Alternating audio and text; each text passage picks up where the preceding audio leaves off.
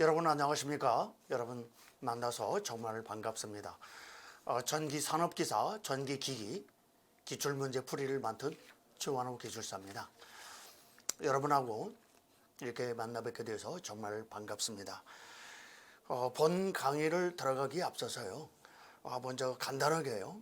여러분 그 산업기사 기출문제 풀이를 공부함에 있어서 어떤 식으로 공부하시는 게 여러분들이 아주 효율적으로 공부를 하실 수 있는지 잠깐만 제가 한 OT를 좀 하고요. 본 강의를 들어가도록 하겠습니다. 우리 학교에서 전기기기를 배운 학생들 같은 경우에는 일반적으로 가장 문제가 뭐냐면 바로 이 전기기기에서 과락이 많이 나옵니다. 우리 일반인 되시는 분들은 전기자기야. 계속 과락이 좀 많이 나오는 편이고요. 그런데 전기자기학이 됐든 흐로이론이 됐든 전기기기가 됐든 전력공학이 됐든요. 여러분 계산 문제는 특히 산업기사 쪽 계산 문제는 아주 여러분 풀이가 난해하다, 복잡하다. 그런 문제는 여러분 앞으로 공부하실 때 절대 풀지 마시기 바랍니다. 우리가 여러분 잘 아시다시피 자격증이라고 하는 것은 여러분 절대평가잖아요. 과목당 여러분 8개 이상, 8개 이상을 맞아야 과락을 면하는 거잖아요. 7개를 맞으면 안 되죠. 과락이죠. 그 8개 이상 맞고 합이 60개만 되면 무조건 합격이잖아요. 뭐 70개 이상 맞으셨다. 그러면 여러분 합이 70개 이상 맞으신 분들은 아주 시험을 잘 보신 거예요. 솔직히. 물론 뭐 90개 막 이상도 나오고 뭐 100문제 중에 한두 개 틀리신 분도 있긴 있어요. 근데 자격증 시험을 갖다 그렇게 뭐 점수를 많이 딸 필요는 없는 거죠. 여러분 자격증이라는 것은 절대평가니까 빠른 시간 안에 아주 여러분 자격증을 빨리 따시면 가장 좋은 거잖아요. 단기에. 최단기에.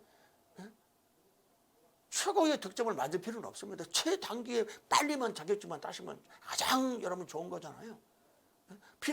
여러분 필기 2달 공부하고 여러분 뭐 실기 1달 공부해서 가지고 막 자격증 땄다. 제가 자격증 따는 3개월 걸쳐 땄다. 3개월 걸쳐 자격증 따신 분은 솔직히 말하면 대단하신 거죠. 그런 분은 별로 여러분 제가 보기에는 10%도 안 됩니다. 그 자격증 취득자에 놓고 봤을 때요. 여러분 이제 실기 시험은 처음에 합격하기가 상당히 좀 어렵거든요. 뭐 실기는 재수가 필수다 이런 말이 나올 정도니까요.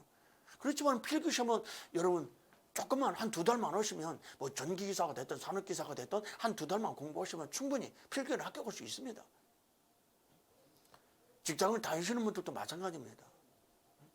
그래서 여러분 계산 문제는 평균 한 6문제 정도 나온다라고 보시면 되겠고요. 그래서 계산 문제가 많이 나올수록 우리 전기 자격증은 특히 산업기사는 더 유리합니다. 왜 그러냐면 계산 문제는 그 중요한 공식에 그냥 갖다 대입해서 계산기만 누르면 답이 나오는 문제가 대부분이거든요. 그래서 아주 풀이가 복잡한 문제 같은 거 있잖아요. 여러분 그러면 절대 여러분 손 대지 않으셔도 됩니다. 여기 기출문제가 됐든 앞으로 또 여러분 예상 문제 같은 것도 푸실 때도 아주 풀이가 복잡한 문제라든가 계산 과정이 좀 복잡하다. 그런 거 절대 여러분 풀지 않으셔도 됩니다. 그래서 제가 여러분께 자 마지막으로 좀 우리 기출 문제를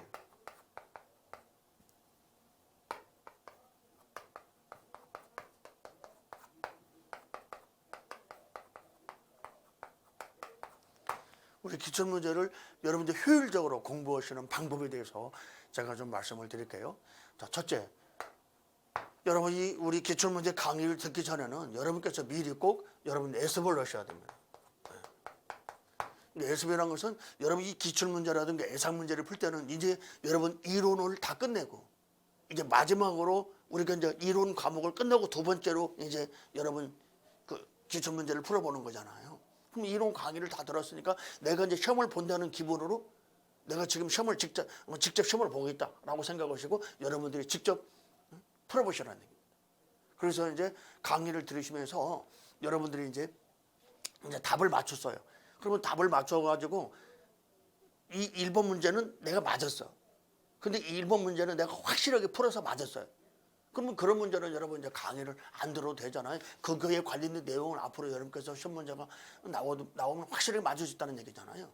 그래서 여러분께서는 예습을 꼭 하신 다음에 꼭 강의를 들으시는 게 굉장히 좋습니다. 그래서 그렇게 예습을 하시면 내가 이제 확실하게 풀었구나. 내가 푸른 거하고 여러분들이 풀은 거하고 아니 여러분들이 풀은 거하고 제가 풀은 거 비교해 보시는 거죠. 아 그러면 내가 풀은 게 맞게 풀었구나. 정성으로 잘 풀었구나.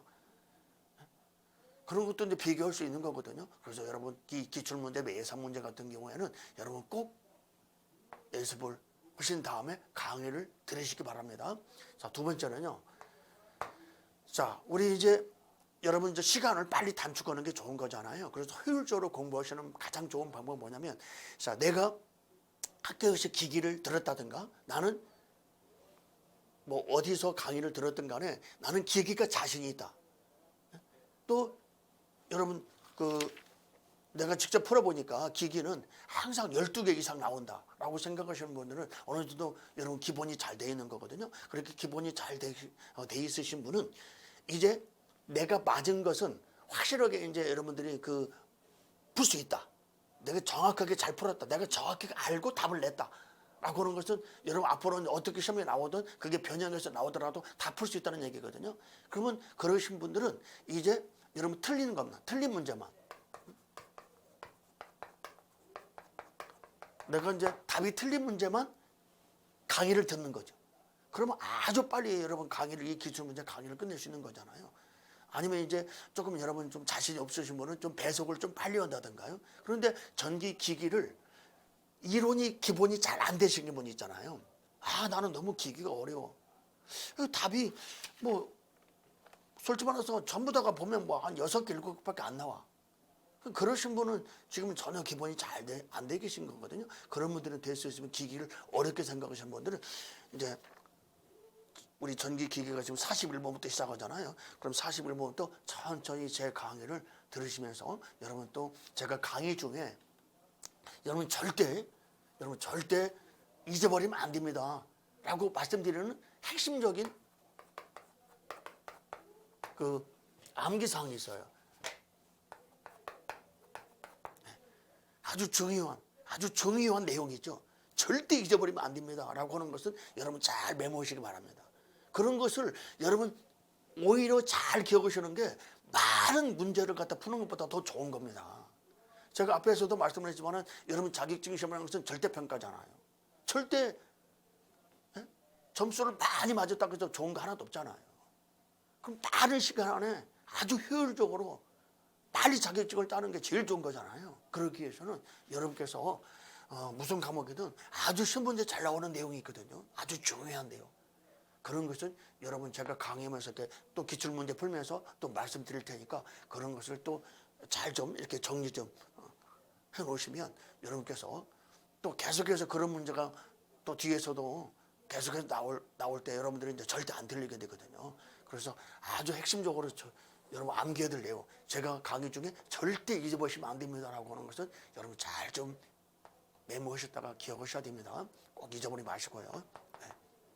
그래서 여러분 이제 좀 전기 기기를 갖다 어느 정도는 내가 좀 기기는 좀 조금 그래도 자신 있다라고 하신 분은 좀 배속을 좀 빨리 한다든가 그렇게 해가지고, 아니면 앞에서 말씀드린 것처럼 뭐 틀린 문제만 쫙쫙쫙 보고 이제 강의 듣고 넘어간다든가, 그러면 우리 10년치 3천 문제를 여러분이 금방 끝낼 수 있거든요.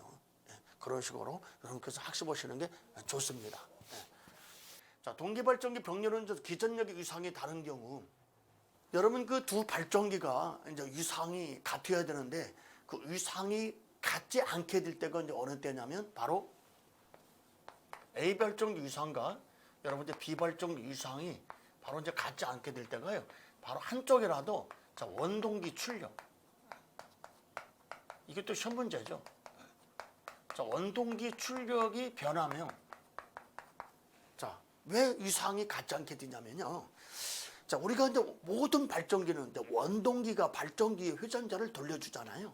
근데 그 원동기 출력이 곧 발전기 뭐예요?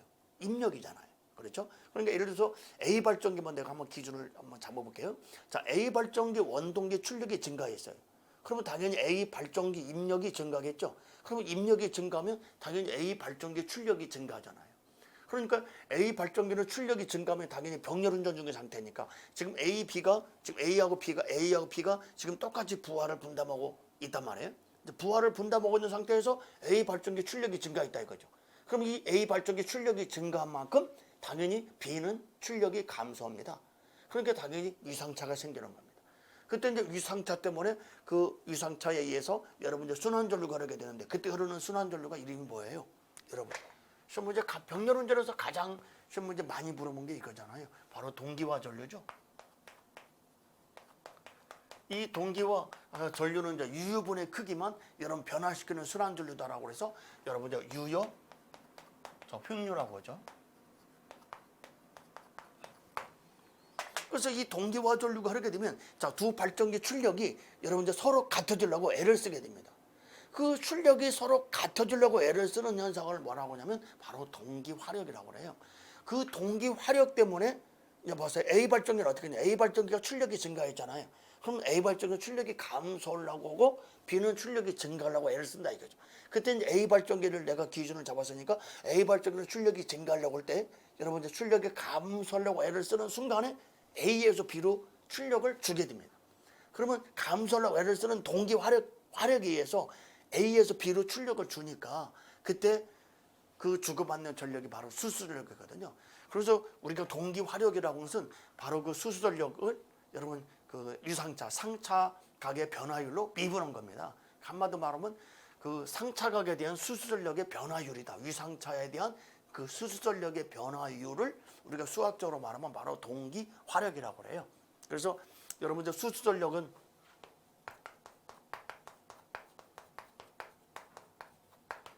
우리 수수전력은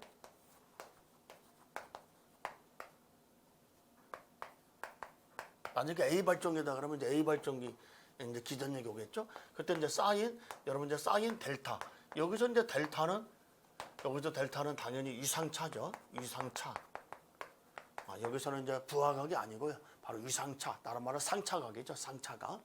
그래서 이걸 갖다가 이제 바로 이제 그 상차각 유상차의 변화율로 이제 변화율인데 한마디로 말하면 여러분 이제 그 유상차에 대한 이제 어떤 시간의 변화율이니까 바로 이제 미분한 거죠. 그래서 야를 갖다가 이제 미분하게 되면 당연히 이제 동기 화력은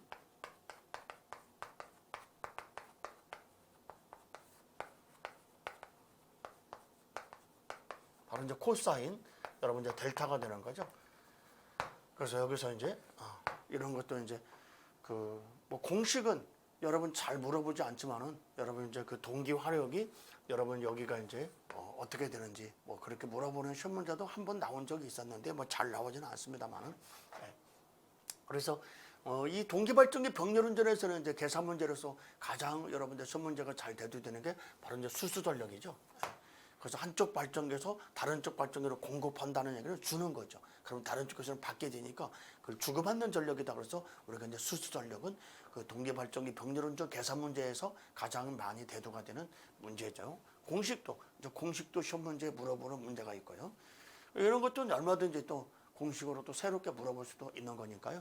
뭐 참고로 알아두시면 좋겠습니다. 이것도 이제 이번에 여러분 처음 대두가 된 문제다라고 할 수가 있겠습니다. 자, 병렬운전 중인 두 발전기 중 A 발전기 여자를 B 발전기보다 증가시키면 여기서 여자라는 것은 여자 전류를 말하는 거죠. 그래서 우리가 A 발전기라고 이제 기준을 잡았을 때요.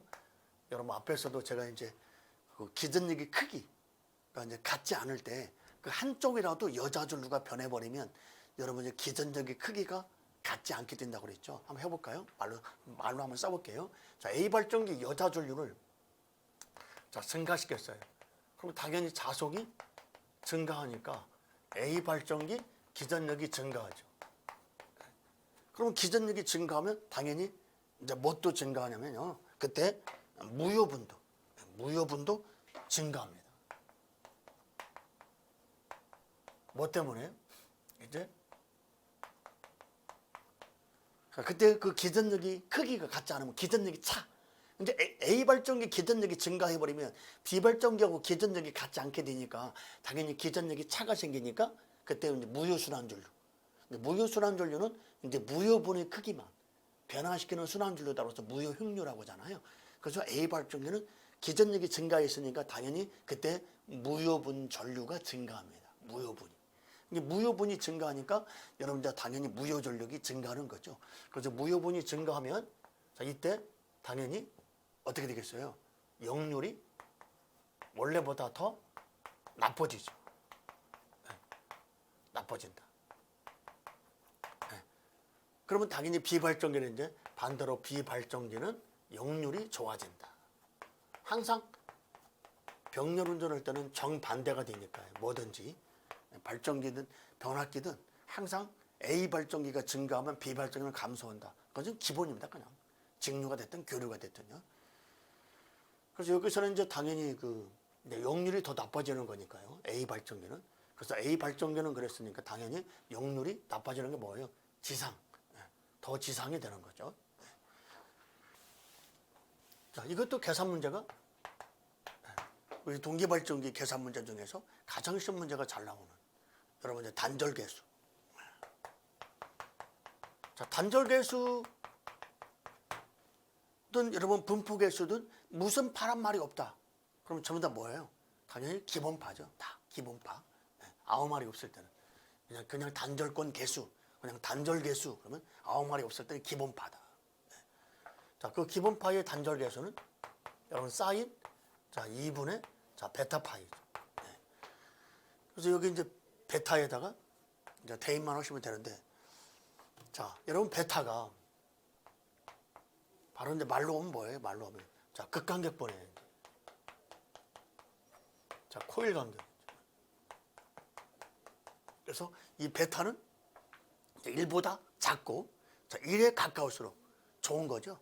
1에 가까울수록 당연히 왜 좋냐면 고주파가 제거되면서도 여러분이 단절권으로 갚는 가장 큰 목적이 고주파 제거잖아요.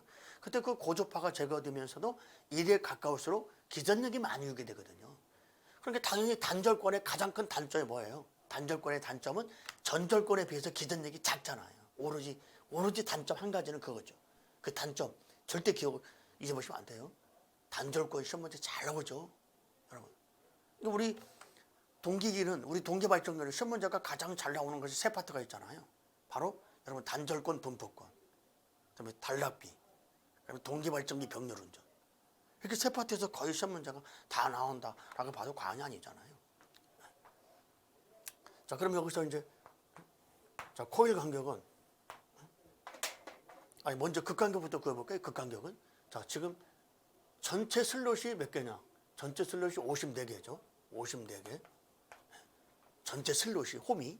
그러면 이 전체 슬롯을 이게 전체 극수로 자, 나누면 이게 9가 뭐가 됩니까? 9가. 이 9라는 슬롯수가 극과 극 사이의 슬롯수죠. 극과 극 사이의 슬롯수다라고 이해되셨어요? 그러니까 극간격이에요. 약간. 그리고 이제 당연히 코일 간격도 당연히 이제 똑같이 뭘로 가지고 그러냐면 야도 똑같이 슬롯을 가지고 슬롯.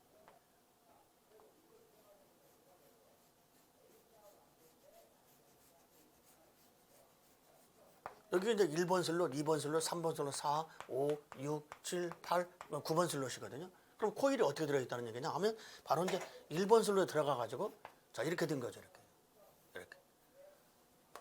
이렇게 코일 감은 거죠. 여기 1번 슬롯에 들어가서 8번 슬롯 끝난 거죠. 이렇게. 그러면 이 코일 간격은 얼마예요? 이 간격은 당연히 여러분 얼마예요? 자 7이죠. 그래서 베타가 9분의 7이다. 그래서 여기 이제 그대로 대입 보시면 자 사인 자 2분의 자 9분의 7 곱하기 파이. 계산기를 누르면 0.9397인데 이렇게 저는 이제 이렇게만 설명을 드렸어요. 제가 오프라인 학원에서 강의를 할 때. 근데 어떤 분이요? 그 다음날 오시더니 교수님 막 어제 집에 가서 이거 계산기 누르니까 이거 답이 안 나오던데. 이 교수님 이거 뭐 잘못 푸는 거 아닙니까? 네, 그래요? 네. 그 이거 계산기 누르실 때 여기 파이 얼마로 대입하셨어요? 3점을 써요. 그래. 3.14. 뭐 3.14 뭐 대입할 수도 있죠. 모를 수도 있죠. 뭐 솔직히 다 어떻게 압니까? 모르시는 분도 있는 거죠. 하도 공부하신 지가 오래됐어요. 자, 앞으로 제가 말씀을 드리지 않더라도 여기 사인, 코사인, 탄젠트 삼각함수죠.